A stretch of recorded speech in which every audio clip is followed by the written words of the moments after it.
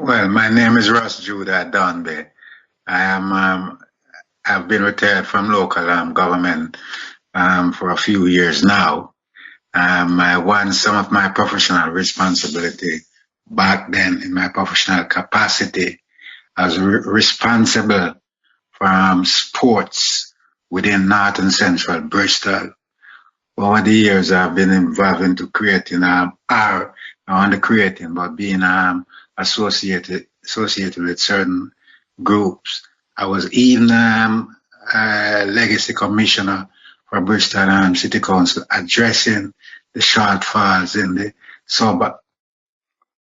sub-Atlantic slave trade that involved Carlson and so forth. And was recently, but not too recently, I was part of the creation of a Bristol advisory group to the constabulary, the independent advisory group that used to be, in every sense of the word, independent up until probably late 2000, I retired from that particular position and that particular committee. And I've been involved with, most development that happened in the local community, inner city communities such as St. Paul's, Easton, and surrounding areas. I was also involved in quite a few developments over in North Bristol, like Embry, Southmead, and so forth. And I think, being the modest person that I am, I think that would be enough for me to be disclosing at this particular juncture. I hope you're comfortable with that. Okay, so Ras, can you just give us an update on what's happened over you being tasered a couple of years ago by the police? Yes, well, it's all in the public domain to date. Right, all the media cover that, both locally, nationally, and internationally. The fact of the matter is, I'll be as brief as I possibly can. Back in 2017, January 2017, I was taking my dog for a walk. When we on our way back on the road that I'm living on, there was a couple of officers, one male and a female, drove past me when probably 8 to 10 doors further up my street. And they knocked on one of the doors up there, one of the houses up there. I don't think that there was any response. By then, I'm almost on the junction of crossing over to get into my home through the back entrance that we had, private back entrance. And my dog just stopped taking her smell as dogs normally do. Then I saw this officer coming down, and well, the only reason that any normal person can arrive at is there is a black man walking down the road, especially with a dog, dreadlocks and so forth. Right, even on my wood, they could see some of my drugs that falling. This is maybe unusual to them because the street I'm living on, there's either retired professional people or acting professional people who are living on my road, so to speak. So, in one sense, there is no other conclusion to arrive at, but that just due to the fact that I am black. They approached me and asked me if I'm this particular individual who is known to them in particular. I said no. They continued to ask me. I said no. Then they wanted to know who I am. And knowing to them, I'm a little aware of my legal right as an independent citizen. So therefore, I was under no obligation to forward my name onto them and so forth. So they keep demanding my name, knowing full well from the answer that I've given them, they should know, and they should have concluded that this particular individual, is not a stupid person, he's not an idiot and so forth. I must be aware of his right, because there is no way the law back then had suggested in any way, shape, or form that a police person can see any individual citizen walking on and go and demand their name. So therefore, I know I was in my right to refuse give them my name and so forth. Try to get after various interjection between myself and them in order to get my name. I said, listen, I'm going into my home. I took my keys out. They probably think that was a threat. I doubt it very much, but that's their excuse. Open my gate after 1 and 2 words was exchanged. Open the gate to my lane. Let my dog through. This particular male officer felt that, yes, he's in his right to sort of bully me, so to speak, and force the gate open. So I released the gate, knowing full well that my dog is inside, and I've trained her so well that when she's out in public, she's not supposed to attack anyone, whether it's in defense or not. No, in her own home, yes, she defends her home. And knowing full well that my dog was in the lane, I know what was possible. I decided to let the gate go. The shop forced his way through. And this female officer started to grab onto my right hand, so to speak. So I pulled my hands away from her. The male officer came back through the gate, tried to push him on and secure my arm behind my back, so to speak, in a forceful manner.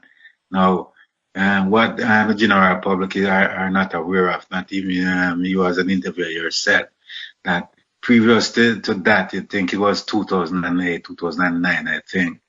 There was a similar incident out in Stapleton Road when the officer accused me of being the same particular person, and I did defend myself, so explain to them that, no, I'm not this particular person. I'm on my way to start some business out, so please leave me alone. Let me go about my business. Apparently, there was 3 officers in the police car. The one in the back seat said something to the chap that came out to speak to me from the passenger side of the car. So I said to him, no. I said to him, what did he say to you? He said, oh, we should just put you in the car and go about their business. I said, listen again, I'm going about my business. Right? At the time, I was going to make a call into an internet cafe out on Stapleton Road to the chair of this is the independent advisory group that I was a member of. They decided that they're going to hold me and force me to the ground and so forth. And while I was going down on one knees on the pavement, it was raining. I can remember quite clearly. It was raining as well. One knee on the pavement. I felt a knee in my upper shoulder, forcing me down to the ground, my face into the ground and so forth. By then they were using handcuff on my right hand, handcuff on my left hand, trying to wrench my arm behind my back. In the result of them trying to do that, they have damaged my right hand. Period. I'm not able to do any vertical exercise with my right hand ever since then. So bear in mind, I've been through that before. I'm not prepared to go through that again, because you damage my right hand, you are not going to take the opportunity to damage my left hand neither. So I released my left hand from this particular Asian or mixed Asian officer. Then that's on King Street. Then I heard this sound going boom. I felt something hit me in my cheek and so forth.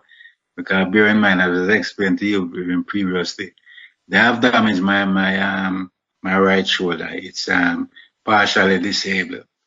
I'm not going to give them the opportunity to do the same or even worse to my left shoulder. Bear in mind, I haven't done nothing wrong. I'm going about my own legal business and so forth.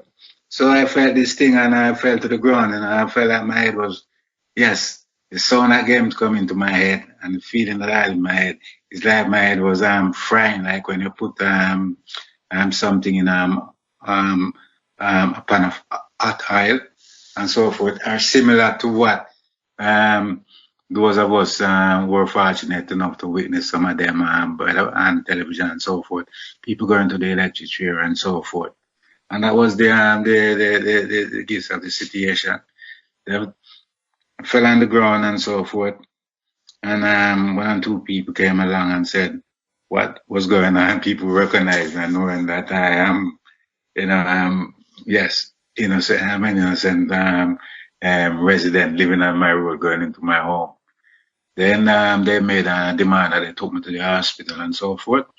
Went to the hospital in handcuffs, by the way. They handcuffed me, put me into a van, took me to BRI hospital in the handcuffs, into the waiting room in the in the hospital with the handcuff and my arms and so forth.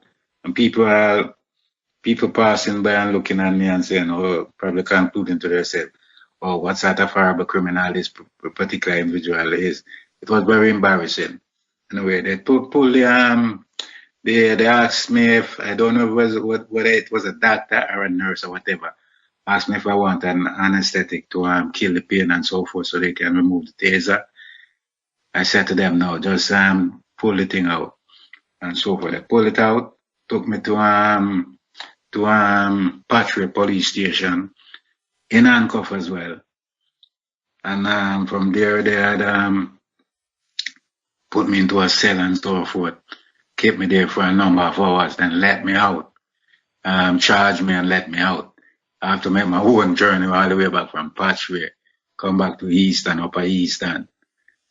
No taxi car, no taxi was running then.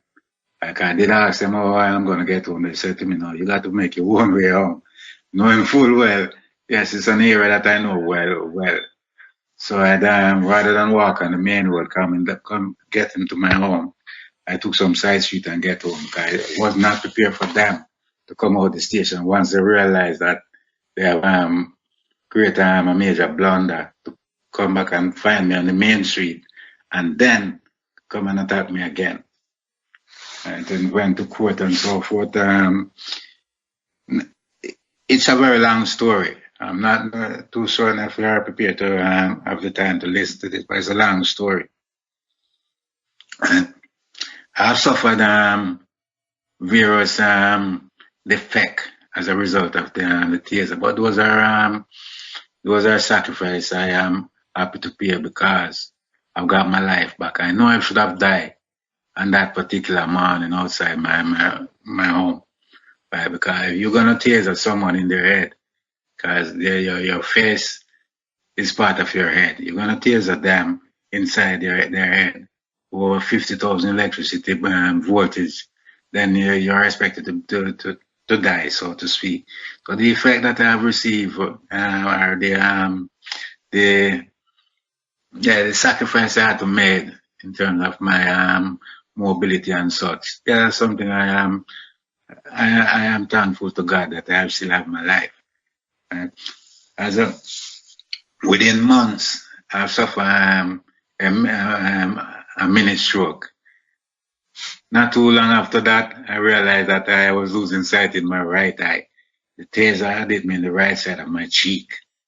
All those sort of effects. My speech was a lot worse than it is now, right? Because I'm slowly recovering. You know what I'm saying that.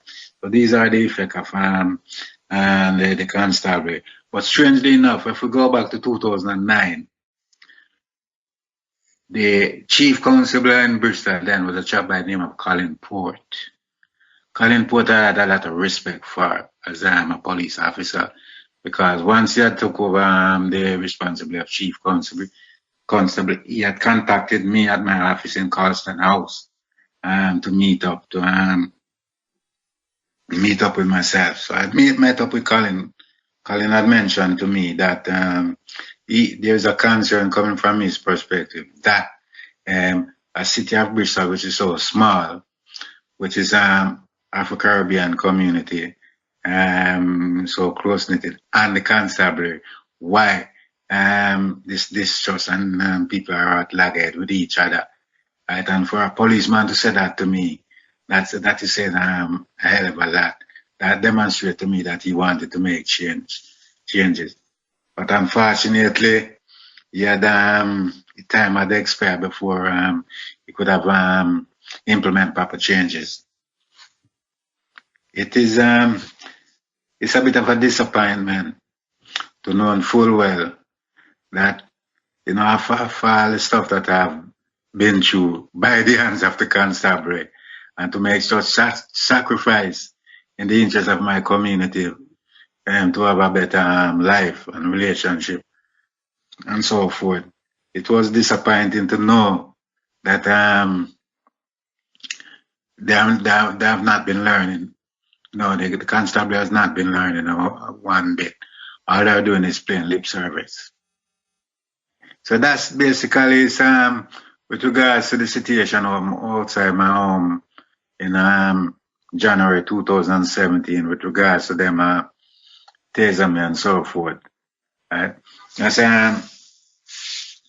That's the most I'm able to say at this particular moment, because we're in the process of doing sort of a film documentary, and I don't want to reveal too much until the production of this particular entity which I'm entering. Ras, we've seen some very shocking scenes this week with, on Sunday night, a riot with 7 arrests, with people demonstrating against the new Acts of Parliament in Westminster, which is designed to severely limit the right to protest. And then on Tuesday evening, some people who were protesting against the same law, which is this police crime sentencing and courts bill, which is now going through Parliament. And they were 200 in number, roughly. And we had almost the same number of police arrived at 10 p.m. on Tuesday evening. And they were peaceful protesters outside the council house. And that entire organisation, well, the police have said it was dispersed, but obviously there were dogs involved in that, and they were forcibly removed, many of them dragged physically away, and if they made any attempt to resist that, then they will be arrested. So I wonder what you make of what you've seen over the last, well, this week really in Bristol, with these 2 protests against the same law. Well, you see, fortunately, we're supposed to live in a country where people have a legal right to protest peacefully. And that we got out the way. And on Sunday, and do know that there was a protest gathering in the center and so forth. And I do believe that the main protesters were extremely peaceful. What transpired in the evening is I'm just going by information I'm receiving from the news, as in particular coming from the police, the constable in particular, even though I have arrived at my own conclusion, seeing certain stuff down there. Now, those I was told also, according to information I received, is that there was an incident outside the new Bridewell. And I was also told that it seemed like police were directing protesters into that particular direction, so to speak. If that is the case, knowing the police the way I do believe that they were sort of encouraging negative things to happen, because people are going to walk by Bridewell. I don't believe under no circumstance they'll be allowed to conduct their protest in a fully peaceful manner without any input from the constabulary. So therefore, my conclusion is this: there are 6 of one and half a dozen of the other. Right?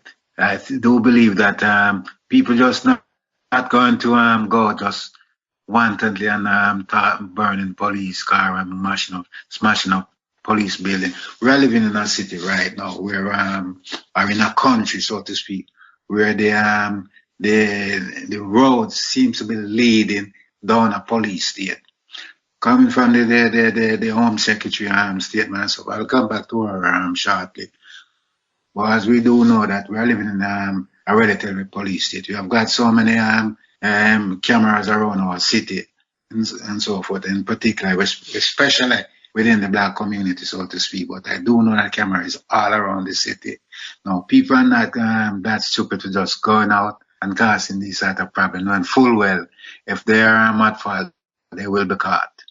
Yes, I do know that there's a number of people within the constables, not only in Bristol, but all over the country, who are trained to be undercover agitators. I wouldn't put it past that for one moment that some of these people wasn't at the forefront of any negative thing that took place outside Bridewell. No, I'm not that naive to think otherwise. I'm saying now. The second issue with regards to the peaceful, the other peaceful protests, and Tuesday, was it? I think it was Tuesday. That's right, yeah. Yes, when these people were sitting down, kneeling down, and so forth, and the police have decided that they're going to use a different tactics. If your memory serves you right, in 1980, when we have the uprising in St. Paul's, the notion from the police is that they're not going to be outnumbered again in any way. They are going to plan and prepare. Now in I think I will not quote the year because I probably got this wrong, but in Operation Delivery, when they came back into St. Paul's, they came back not double strong, but 4 times at least strong, because you've got officers from right around the surrounding area of Avon and Somerset, so to speak, with all that sort of right here and so forth. Now, 1980 and Tuesday in March 2021, the situation up with on Tuesday remind me similar to that. Because what happened on the Sunday in the city, they claim that they were outnumbered because they pretend I'm not using this term lightly. They pretend that the number of vehicles that was damaged, the number of officers that was injured and so forth, and how grave their injury was. It's slowly been transpiring that those stuff. There was more to it than meet the eye, so to speak. It's not actually true. Some of these people didn't get the injuries that they claimed they had. And some of these van police transit wasn't damaged as they claim. Now, they came back on Tuesday with a double reinforcement to stop another peaceful protest. Now, we know that these people weren't violent. There was squatters and so forth. They were calling out for help. They did not perpetrate the violence that some would like to pretend that that was taking place. No, the police had contributed to that 100% because they were living people, forcing people and kicking people and setting dogs and the peaceful protesters sitting down and so forth. I do wonder if the boot was on there or the shoe was on the other foot, if the police officers them were the one who were under immense pressure that they have to protest in some manner. I do wonder what the take would be on that. Right? Because it's impossible to blame the protest, the protest them on Tuesday. And Sunday for that matter. It's not impossible, Ras, because Bristol's Mayor Marvin Rees has said that they should never have been there because of the situation with the COVID virus. Well, with the COVID virus, that I think you might find various people has got different take on the virus. I'm not for one moment going to suggest that there's not germs going around. Yes, there is a disease going around.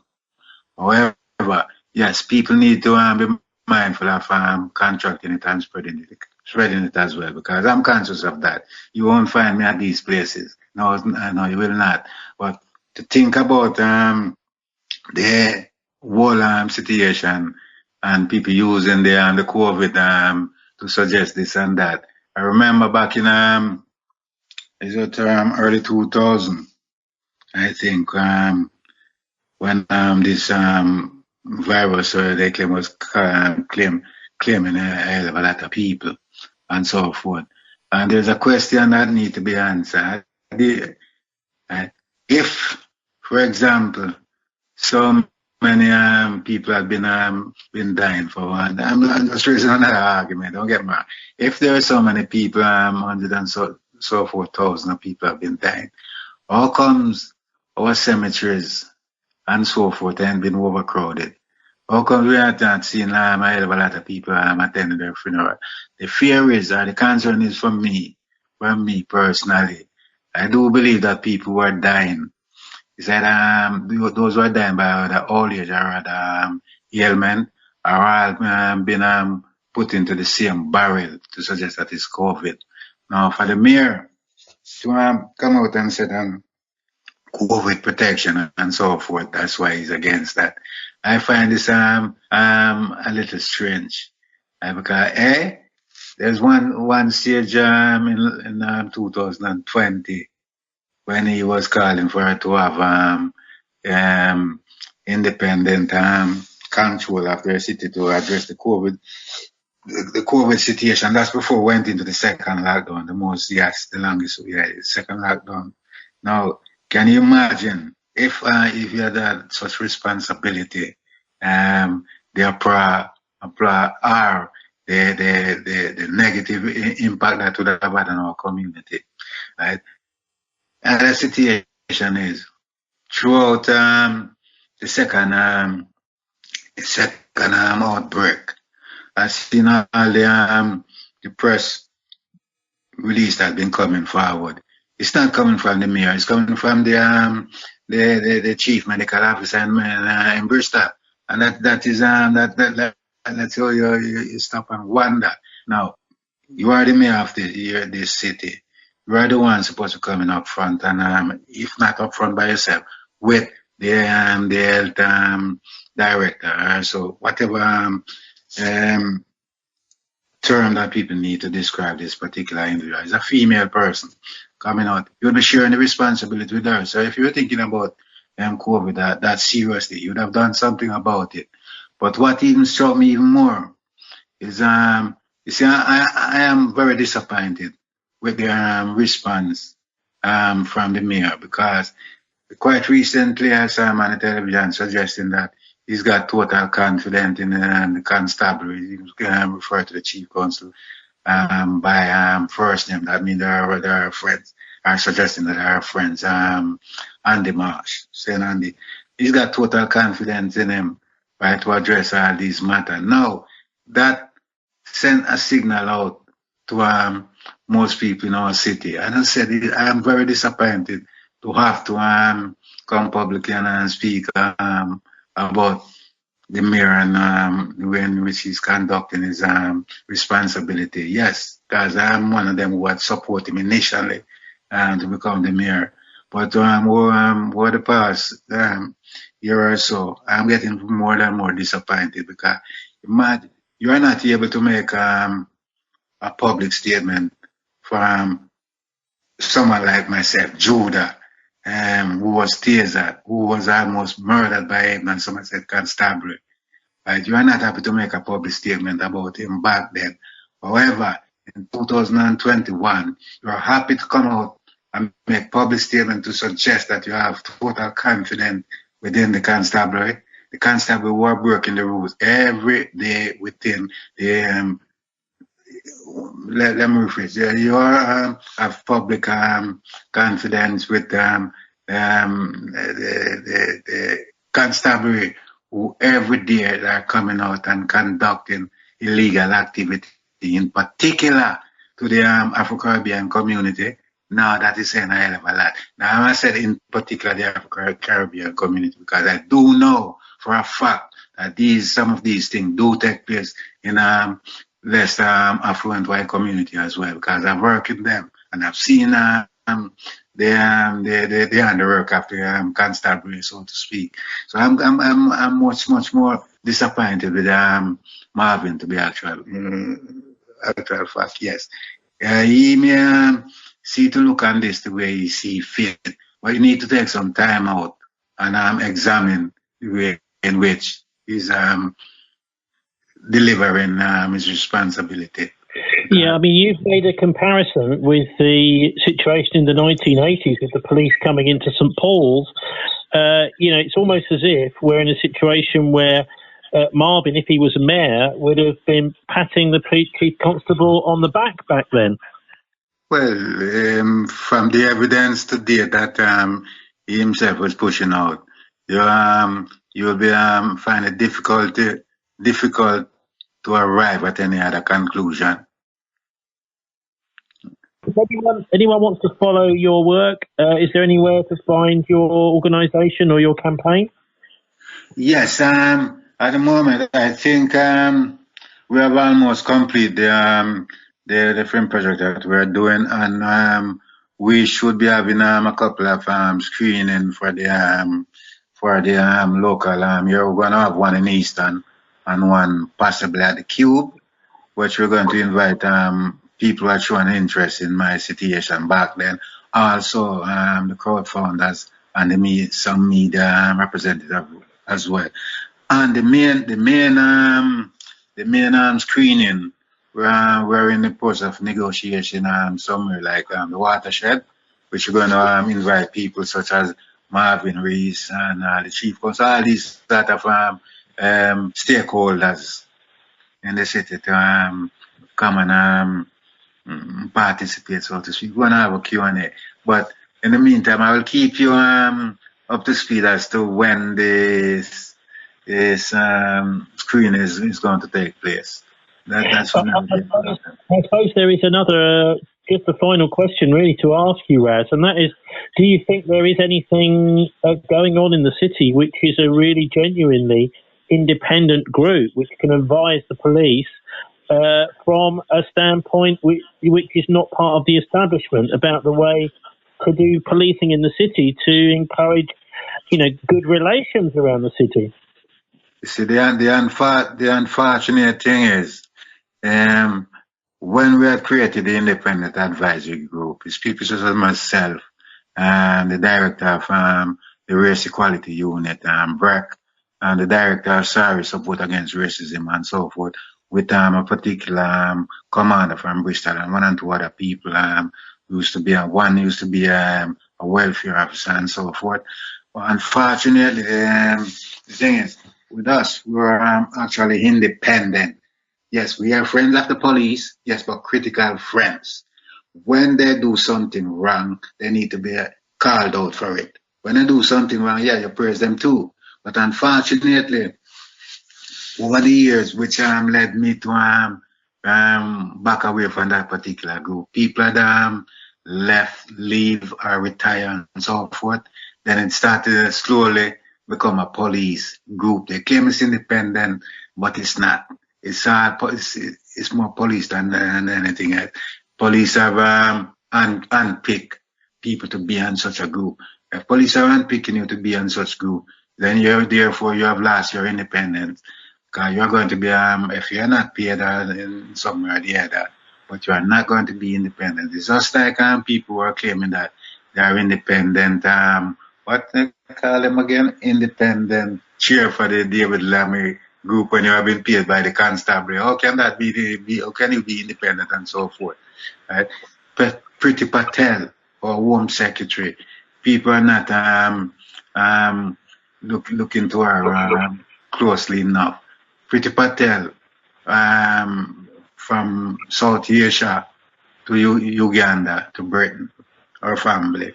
So you analyze the situation back in Uganda before these people come to England. I find that, and this is from me as an African descendant person, I find that since Pretty Patel had been involved with Boris Johnson, most of the decision is against African descendant people. She's using these new laws as covered. She's not happy about the Black Lives situation. She's not very happy at all. This is why she's coming out with all these new proposal to push through Parliament. I'm hoping that Parliament is not that naive, but then again, they have got the rule in the upper hand in Parliament, isn't it? So whatever she's putting through is a strong possibility will get through. Okay, Ras Judah, thanks very much for joining us. No problem, my friend. Hope we'll speak again soon.